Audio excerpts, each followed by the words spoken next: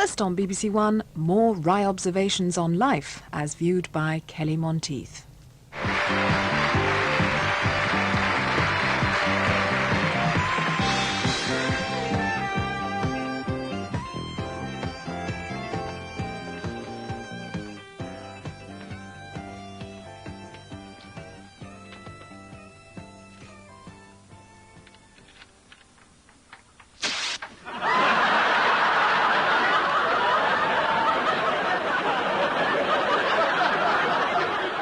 That was another example of the cold openings we used to use on the show.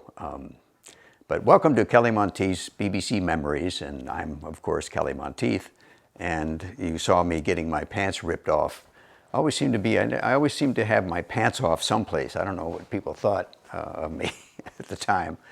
But the next couple of clips we have revolve around dinner parties. That was a kind of a big deal in England. I went to quite a few dinner parties, and it was always rather uncomfortable for me. I don't know why. Now this is very personal because I've been married twice, but for the most part I've been single, a lot of times on the road especially. And I've been invited to dinner parties and I'm the only single person there, okay? And everybody else is couples. So that's how the table is arranged. So I go to this dinner party, everybody's couples. Boom, no seat. All the seats are even for two people, so I'm the odd guy out, so they have to find a chair for me. And hilarity reigns.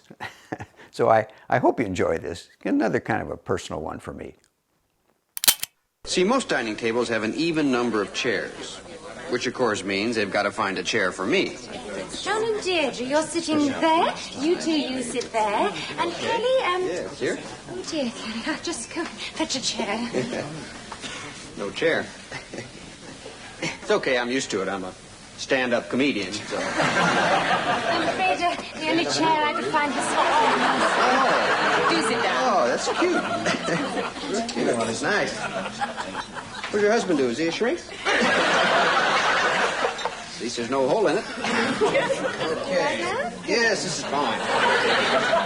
Okay, I love it. Not only does the conversation literally go over your head, but you also bring out the maternal instincts of your hostess.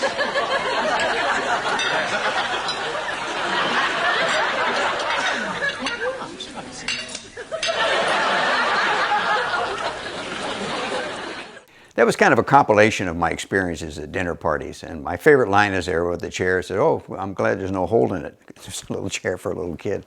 And the actress's name that sat next to me evades me at this point. As I said, it's many years ago.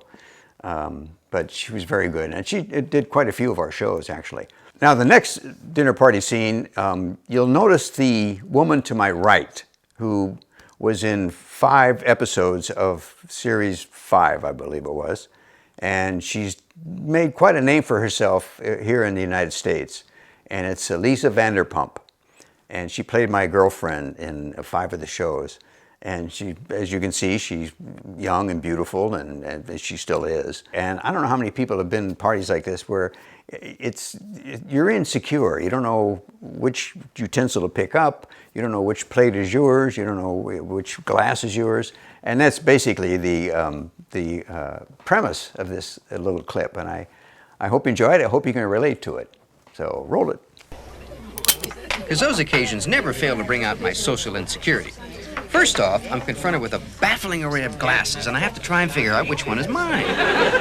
I only have 2 choices, both of which are wrong. Then with great confidence, I reach for my roll, which apparently wasn't mine to begin with. And what little roll I'm left with quickly becomes communal bread. Next, I keep missing out on the butter. Not that I've got much of a roll to put it on. But this is only the beginning of my nightmare. See, more decisions lie ahead. And I quickly find out that he who hesitates is outmaneuvered out of his salad.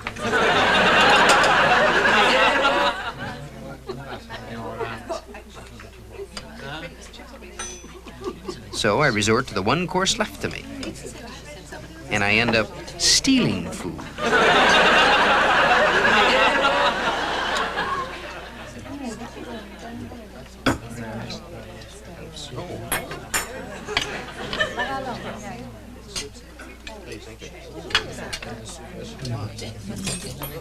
But what's worse is when I'm confronted with pieces of cutlery whose purpose I can't even begin to imagine.